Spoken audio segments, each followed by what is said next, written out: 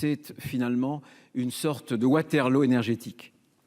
C'est un Waterloo énergétique parce qu'il faudra nous expliquer comment un grand pays comme la France, grand producteur, grand exportateur d'énergie et notamment d'électricité, se retrouve dans une situation où on en vient à manquer de l'électricité. Les Français vont devoir à l'avenir payer les conséquences des inconséquences de la politique d'Emmanuel Macron. Les choses sont claires et ce n'est pas la politique de la doudoune qui va vous permettre de vous dédouaner de cette responsabilité. Ça n'est pas possible. Ça n'est pas monsieur le président d'EDF à qui l'on doit la décision de fermer en 2017 14 réacteurs nucléaires. Ça n'est pas à lui, c'est au président de la République. Devant cet échec en réalité énergétique, il faut revenir en réalité à ce qui a pu en être les ressorts.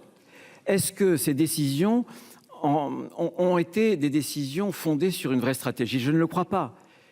Ces décisions, le plus souvent, ont été fondées sur la petite politique politicienne.